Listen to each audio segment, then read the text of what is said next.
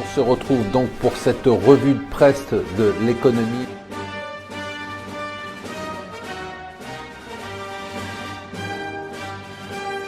Bonjour et bienvenue sur Mon Financier pour la revue de presse de l'Écho. Nous sommes le lundi 20 février. Alors c'est intéressant, bon la presse, titre à la une aujourd'hui principalement sur le bilan, en tout cas la presse française, le bilan du mois de Trump avec des titres premier mois sous haute tension pour Trump, un titre pour les Échos, un début de mandat inquiétant et échevelé, jeu de mots, un mois après Trump dans les tempêtes. On se rend compte quand même qu'il y a trois éléments qui sont très importants. C'est que Trump inquiète toujours autant les étrangers et une partie des États-Unis. Trump est extrêmement populaire auprès de son électorat et Trump est extrêmement populaire à Wall Street, où on a quand même la sensation qu'après avoir beaucoup aboyé, eh bien finalement il ne fait pas grand-chose, on en a parlé déjà, notamment en matière de balance commerciale, et on s'attendait à une guerre commerciale massive.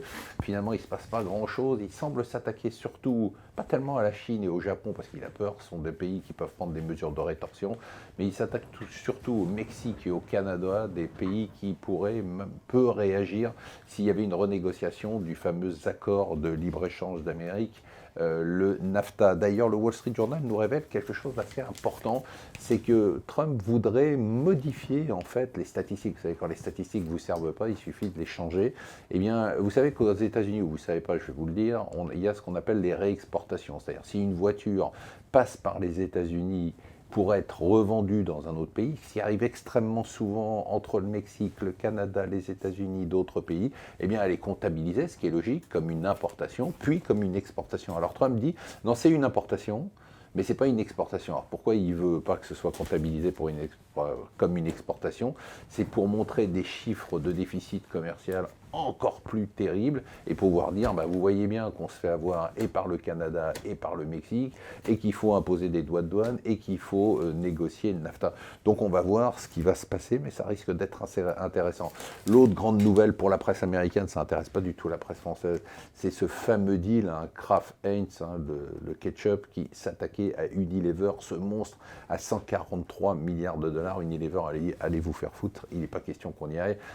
Kraft a décidé de laisser tomber une bataille qui lui coûterait énormément d'argent, notamment en termes de commissions d'avocats, de banquiers d'affaires, enfin je vous en passe, c'est des meilleurs. Alors, l'impact de la com, qu'est-ce que c'est beau la communication. Vous allez voir partout dans la presse ce matin des articles, des commentaires. Amazon va créer 1500 postes en France en 2017. Les équipes d'Amazon passent de 4000 personnes à 5500. Il faudrait remercier Amazon, comme c'est formidable. Merci Amazon. On ne parle pas de tous les emplois qui ont été totalement détruits par Amazon dans le retail, puisque bien souvent, on le sait, Amazon vend à perte, on en profite, mais d'un autre côté, ça coûte à pas mal de gens. Et puis surtout, rappelons quand même qu'Amazon ne paye pas d'impôts en France. Alors, il n'y a pas de quoi faire de la pub pour 1500 emplois créés, parce qu'avec des impôts, on crée beaucoup plus d'emplois. Et enfin, la campagne. Putain, la campagne. Quel cauchemar, le programme de Mélenchon ce week-end. Mais au moins, ça aura un avantage. S'il fait son deal avec Hamon et qu'il prenne le pouvoir, c'est que de toute façon, on ne se posera plus de questions, ce ne sera plus la peine de travailler plus pour gagner plus. En gros, retraite à 60 ans, au-dessus d'un certain salaire, on vous prend 100%. Enfin, on va raser gratis. Et puis, on donne de l'argent à tout le monde, ceux qui n'en ont pas, ceux qui n'ont pas envie de travailler. Enfin, c'est super. C'est un programme à la Chavez. On a vu ce que ça a donné au Venezuela. En attendant, pour l'instant, la bonne nouvelle, c'est qu'il ne semble pas qu'ils s'entendent avec Hamon. Et il a dit qu'il ne suivrait pas un corbillard. Le corbillard, c'est Hamon et le PS. Croisons les doigts pour qu'ils se tapent sur la gueule jusqu'au dernier jour pour ne pas qu'on ait d'alliance. Et enfin, les marchés, toujours inquiets. C'est ce que nous dit le Parisien. Peut-on se passer de l'euro? La réponse est très clairement non. En tout cas, pas à court terme. Voilà, je vous souhaite une bonne journée et surtout une bonne semaine.